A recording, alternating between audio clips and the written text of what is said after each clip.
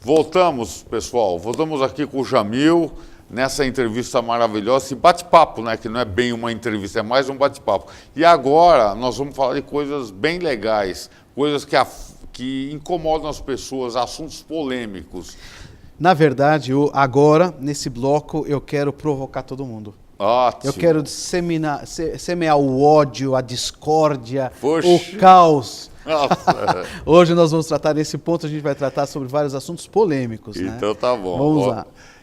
O Jamil escreveu muitos livros na sua vida? Jurídicos 36. Poxa, 36 obras jurídicas. Como nós estávamos conversando no intervalo, nós somos, infelizmente, um país de ignorantes. Né? Não adianta falar que nós somos cultos, porque nós não somos. Né? Só para ter uma ideia, a Argentina, que é o nosso vizinho, que tem o PIB da Argentina é igual ao do estado de São Paulo, eles têm mais livrarias do que nós temos em drogarias. E olha que o Brasil tem drogaria em toda a esquina, eles têm mais livrarias. Para ver como que nós somos ignorantes, né, na leitura. Então eu publiquei 36 obras jurídicas e não rendeu dinheiro nenhum, a gente faz isso por amor. Não jurídicas são 8, né? Agora eu só vou me dedicar a obras não jurídicas, não quero mais escrever nada técnico. Né? Essa foi minha última obra jurídica e eu espero não escrever mais, quero me dedicar a coisas mais prazerosas do que obras jurídicas. O grande problema é que, como você sabe, escrever no Brasil é um exercício de prazer, não é uma profissão. Você fala que é escritor, as pessoas perguntam o que mais você faz, né? Exatamente. Trabalha com o quê, né? Inclusive, um dado para você, nos Estados Unidos, as pessoas têm em média 7 livros por ano, e na França 8 por ano, uma pessoa. No Brasil, sabe quanto que é? Para ter o consolo? 0 ponto alguma coisa. 0,5, 0,7 por ano. Nenhum livro por ano se lê nesse país. É uma vergonha total. É que nós tínhamos um presidente que tinha orgulho de ser ignorante e incentivava as pessoas a serem, né? Que dizia ser popular. Não vamos citar nomes, mas ele tinha orgulho que tinha preguiça de ler e incitava as pessoas a não lerem, né? E aí a gente fala, nossa, mas ele veio para igualar as classes. Não, ele veio para deixar você mais ignorante ainda, para ele se perpetuar no poder. Falar em pessoas conhecidas, Sim, falando a favor da leitura, da cultura, o que você acha se um jogador, tipo, vamos dizer, o Neymar, que é um cara mundialmente conhecido, se nos contratos que ele fizesse com qualquer time, tivesse uma cláusula que o governo brasileiro exige colocar lá, você vai ceder 5 minutos por mês do seu tempo para fazer um comercial para as pessoas incentivarem a leitura. O que você acha disso? Então, o que nós precisamos? Nós precisamos do caos. Nós precisamos desconstruir o país. O problema da leitura é a consequência. Então não adianta nós remediarmos a consequência, nós temos que ir para a causa. E a causa é a estrutura estatal que nós temos. Né? O Estado foi montado e houve uma aceleração para as pessoas serem ignorantes mesmo, para não lerem, não terem acesso à informação, sentir preguiça disso, para se perpetuar no poder um grupo de pessoas que estão aí, que a gente sabe quem é, né? Tá no poder. Então o que nós precisamos fazer? Revolucionar a escola. É lá que está o segredo do futuro do país. O Brasil é o país do futuro há mais de 100 anos, né? Agora ele se tornou o país do passado. Foi ultrapassado por todos. Nós somos campeões em tudo que é ruim. Né?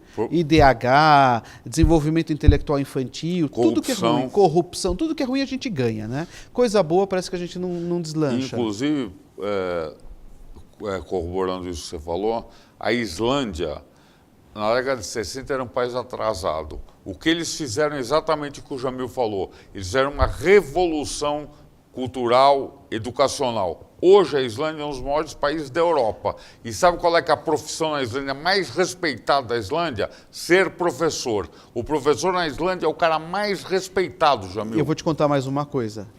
Coreia do Sul é hoje uma potência econômica, mas ela investiu há 30 anos, e não faz muito tempo, foi década de 80, ela fez a sua revolução cultural passando pelas escolas, que era um país extremamente pobre. E hoje nós vemos as maiores marcas vindo da Coreia do Sul. E eu vou te contar mais um segredo.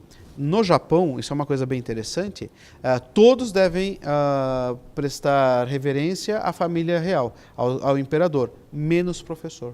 Professor é o único que não presta reverência. Por quê? Porque professor é realmente a categoria que precisa receber uma atenção. Desculpem com todo respeito, mas não é a porqueira que nós temos hoje. Porqueira. Tá? Me desculpem, não é a porqueira. Tem estabilidade, professor público na sua grande maioria, óbvio que existem exceções, né? Tem estabilidade, está ligado à atividade política e não educacional. Eu quero ver o professor entrar em sala de aula e fazer a função dele, que é lecionar. E eu preciso de uma legislação que impõe a cobrança. Porque não adianta essa aprovação continuada. O menino entra não sabendo ler, a criança entra e acaba não sabendo ler porque não tem obrigação nenhuma. Pelo menos na época dos anos 70 tinha um Mobral, o cara ia fazer Mobral, saía alfabetizado. Com todo respeito, nesse aspecto precisamos de uma revolução educacional. Quando tivermos essa revolução, aí sim poderemos falar que teremos um Estado democrático de direito de verdade, não essas Maria Cagona aí que fica enchendo a paciência. Aí nós podemos falar que poderemos punir bandido, porque nós temos um problema de segurança pública hoje em dia que decorre também de educação, é um problema educacional.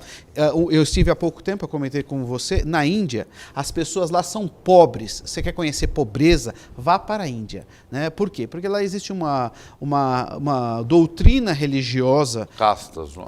Não, doutrina religiosa, você só pode ter aquilo que você usa, é uma doutrina pragmática. Então as pessoas são pobres por opção. E lá é pobre, não estou falando de miserável, é pobre. Só que tem uma coisa interessante, eles vivem em estado de pobreza, mas com honra. Né? Porque existe uma estrutura familiar, existe hierarquia. Então não é a falta de condição econômica que vai te empurrar para a bandidagem. É um problema moral, é um problema educacional. São opções que são feitas dentro do laço familiar. E isso tem que ser combatido com educação. Se nós não tivermos uma revolução educacional, nós vamos ficar patinando nessa porcaria chamada Brasil. Desculpem falar isso, mas é a verdade. E as pessoas sempre falam, olha, o Brasil é o melhor país do mundo, porque você não conhece outro. Porque se você conhecesse outros como parâmetro de comparação, você vai descobrir que nós não somos os melhores. Nós somos uns dos piores, exatamente. Infelizmente. Essa é uma moda que se fala no Brasil. Porque esse país é maravilhoso, tem tudo, tem tal, mas os políticos não servem. Não é bem assim. Nós não servimos. Agora vamos falar um pouco aqui do seu livro. Esse livro que é um assunto polêmico. Extremamente polêmico. Eu vou contar como ele surgiu. Esse livro aqui, eu quero mostrar o livro do Jamil, O Aborto. O aborto não é crime. O aborto não é crime. Isso. Bom, um assunto polêmico, um assunto que a religião discute muito, defende a não execução do aborto. Eu queria que você fundamentasse um pouco Vamos isso. por partes. Primeiro que eu enfrentei uma parte da minha tese de doutorado, né, que eu fiz a concluir há um tempo já, e eu resolvi lançar como livro, já está na segunda edição.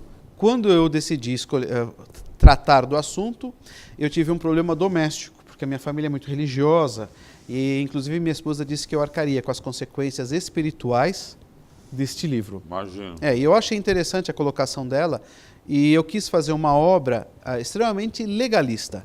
Afastei a conceituação religiosa, afastei as influências morais cotidianas e mantive a moral legal, a legalista, né? E o nosso arcabouço jurídico. Eu tentei fazer uma coisa extremamente técnica sobre o assunto. Porque você pergunta para a pessoa, você é contra o aborto? Sou. Por quê? Porque não pode matar criança. Não, isso não é motivo. Você é a favor? Sou. Por quê? Porque eu posso fazer o que eu quiser com o meu corpo. Não, isso não é motivo. Então vamos fundamentar, vamos estudar o tema, ver as consequências e chegar a uma conclusão lógica. Pode, não pode, é ou não é. E foi surpreendente o que eu descobri na minha pesquisa. Realmente surpreendente. Só para você ter uma ideia. Nos Estados Unidos, o aborto foi autorizado em 71, se eu não me engano, em 70 ou 71. E não é obrigatório. Mas pode. Pode. Alguns estados autorizam. Na verdade, o que a Corte Constitucional Americana fez foi delegar aos estados para decidir se quer adotar o aborto ou não. E a Corte Americana, que isso não é uma decisão judicial, não é legal, não existe uma legislação sobre o tema nos Estados Unidos, existe uma decisão da Suprema Corte. E ele estabeleceu, as regras do aborto são essas, o estado que quiser adotar tem que respeitar isto. Então nós não vemos aborto no país todo, é estadualizado. Só que os estados que permitem o aborto têm um índice de violência 25% inferior aos estados que não permitem. Para você ver que o aborto ou a legalização do aborto está ligado diretamente a uma questão de segurança pública. Não só, mas também. Inclusive a questão das clínicas clandestinas, que matam gente, são responsáveis por um movimento de dinheiro ilegal, milionário e horrível. Horrível. Quer ver uma coisa interessante? Eu sempre ouvi, durante a pesquisa, que o aborto era um meio contraceptivo. Ah, engravidou, desculpem a expressão, deu porque quis, agora com as consequências. Pessoal, aborto não é meio contraceptivo. Contraceptivo nós temos a pílula do dia seguinte, nós temos o preservativo, nós temos o anticoncepcional. Ninguém aborta como um método. Não, eu vou fazer sexo sem preservativo, se eu engravidar eu aborto porque é o meio contraceptivo. Esqueçam essa ideia, porque não é. E eu vou te contar mais uma coisa bem interessante sobre o aborto. O nosso sistema legal sempre permitiu o aborto, né? Se nós formos estudar a legislação, nós vamos ver que a partir de 88 o aborto foi liberado no Brasil, que é o que o livro tenta provar. Tenta não, prova, né? Tanto é que ele foi citado numa decisão do ministro Barroso, a minha tese foi citada, quando ele fala que o abortamento pode acontecer até a 12ª semana, que é o que eu defendia na minha obra. Ele cita lá, ele fala conforme... É porque depois da 12ª semana fica perigoso, não Na fica? verdade é um problema legalista. A nossa legislação estabelece que a morte é confirmada quando encerra a atividade cerebral. Então, se o fim da pessoa é com a morte cerebral, logo presume-se que o início da pessoa é com a atividade cerebral também. Lógico. E o feto começa a apresentar atividade cerebral, atividade neurológica, ele começa a desenvolver neurônios a partir do final da 12ª semana. Então, até então, ele é só uma extensão do corpo da mulher. Tudo bem? É isso que a gente defende. E é essa a tese que foi adotada pelo STF. Só para vocês terem uma ideia, quando falamos do abortamento nos Estados Unidos, eles trabalham com o princípio da autonomia. Enquanto o feto não puder sustentar vida autônoma da sua mãe, ele é a extensão dela, então pode abortar. Só para se ter uma ideia, o aborto nos Estados Unidos pode ser praticado até a 24ª semana. Poxa, não sabia disso. Por causa da teoria autonomista. Se a criança não consegue sobreviver fora do útero, então ele é só uma extensão da mãe, pode praticar o aborto. É bem interessante. O que acontece no Brasil? Tem condições financeiras, o pessoal viaja para os Estados Unidos, pratica o aborto e volta. Não tem condições financeiras, aquela pessoa pobre que sofreu estupro doméstico, por exemplo, coisa que é muito comum, ser violentada pelo próprio companheiro e não ter por que falar, não ter com quem falar, por uma questão moral, ética, social, doméstica, tem que se submeter à clínica lá clandestina com buchinha do norte, antena, agulha de tricô. Isso é uma hipocrisia. Então, o assunto está excelente, nós vamos continuar no próximo bloco, tá bom? Até já, pessoal. Então, até lá, vamos lá.